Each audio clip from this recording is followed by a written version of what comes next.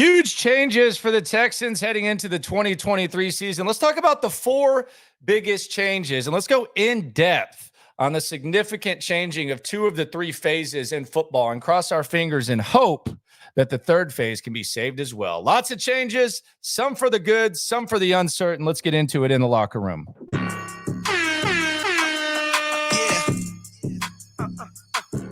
Yeah, it's the locker room on YouTube. You know what it is. Let's get it.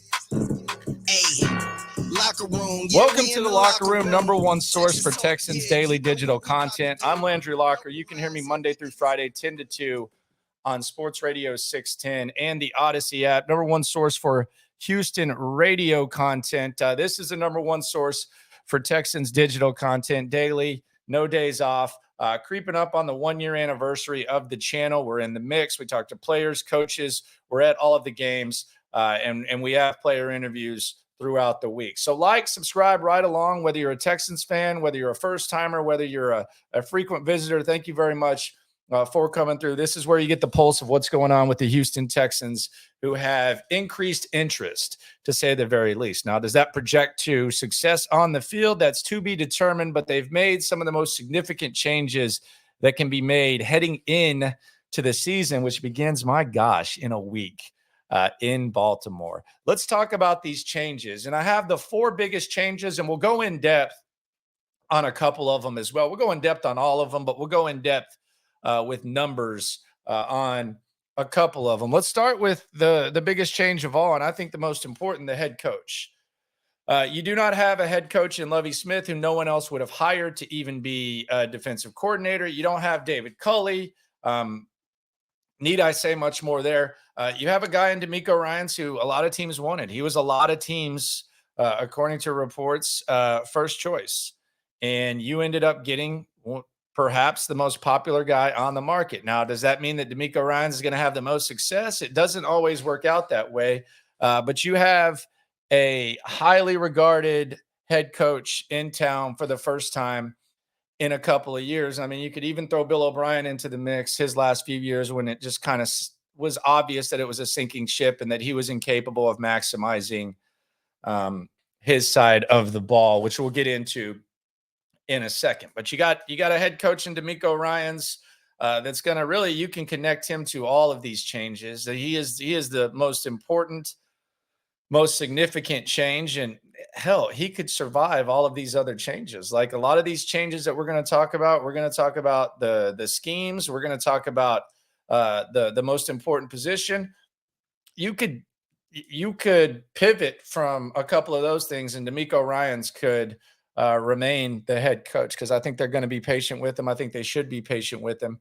And there's a lot to like, and there's a lot of exciting things when it comes to DeMeco Ryans. So your biggest change right now is head coach. Change number 2 heading into the 2023 season. And be sure to subscribe right along once you leave here. It is the locker room. Change number 2, quarterback. Most important position in the game, quarterback. Last couple of years, you've been crossing your fingers and hoping that Davis Mills was going to be the guy. Davis Mills, not the guy, limited ceiling. He's now your backup, and C.J. Stroud is your starter. You decided not to wait and draft a quarterback. You took C.J. Stroud, and C.J. Stroud is the quarterback. I will say, though, this is a little bit different than, the NFL a while ago, because back in the day, when you would take a quarterback, you were basically handing him the keys to the franchise, and if he didn't work out, he was going to crash that franchise, and you were going to be set back.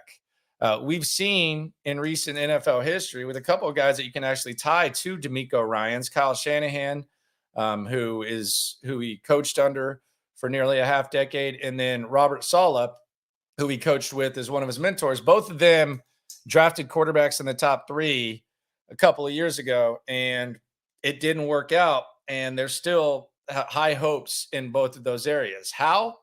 Good coaching, good GMing.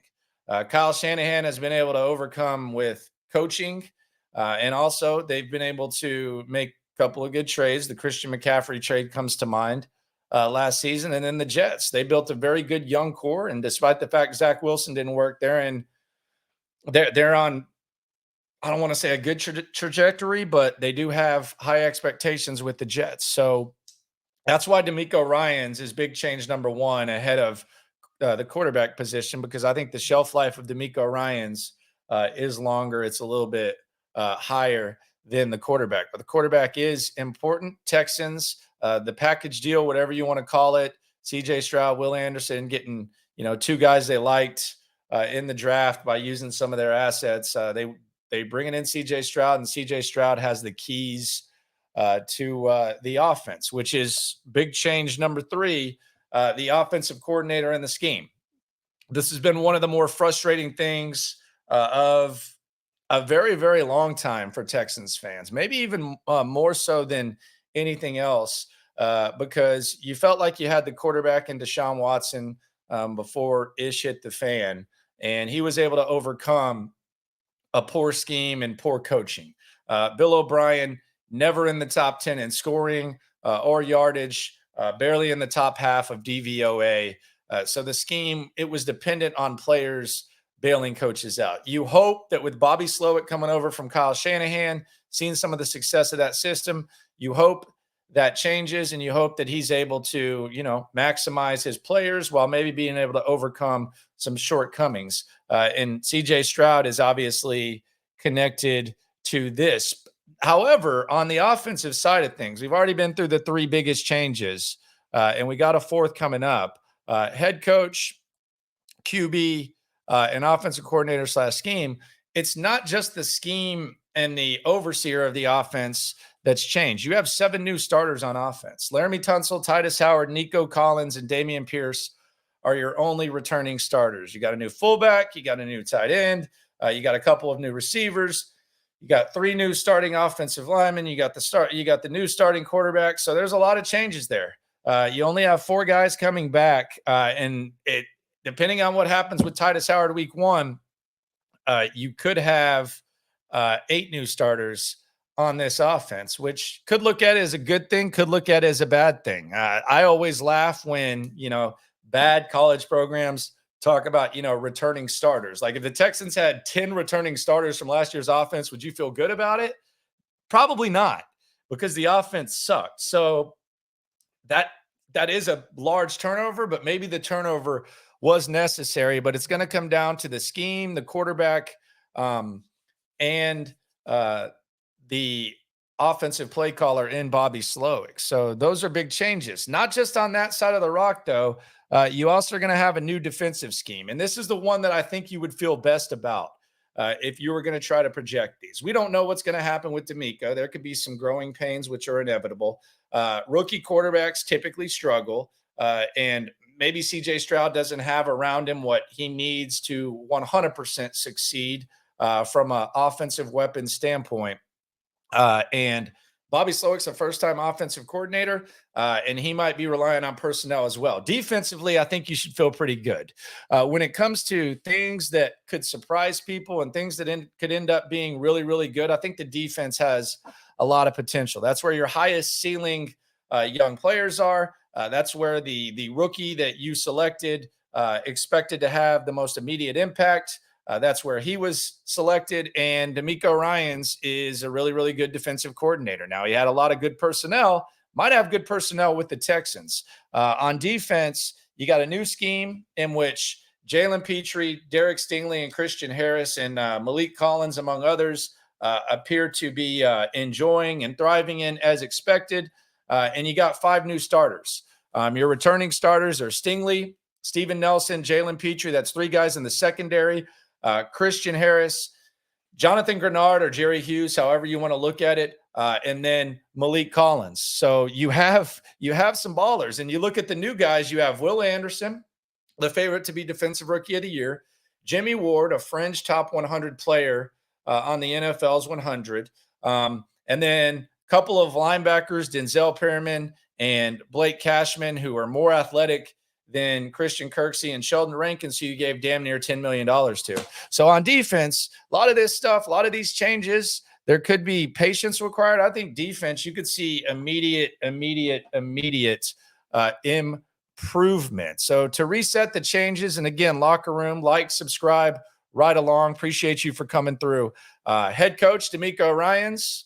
Quarterback, CJ Stroud. offensive scheme / coordinator with the 7 new starters, and then the defensive scheme and the 5 new starters there. What does it all mean? Who knows? We've talked a lot. There's been no days off.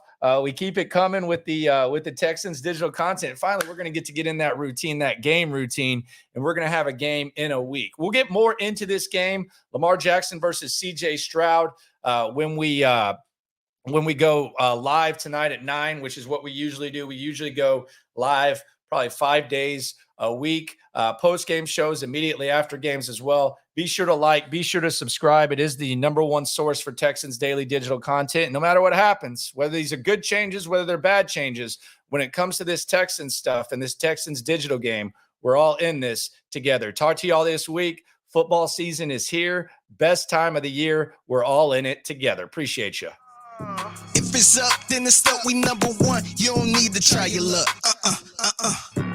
Locker room, yeah, we in the locker room. Texas talk, yeah, you know what we about to do. Localize every angle's what we really do. We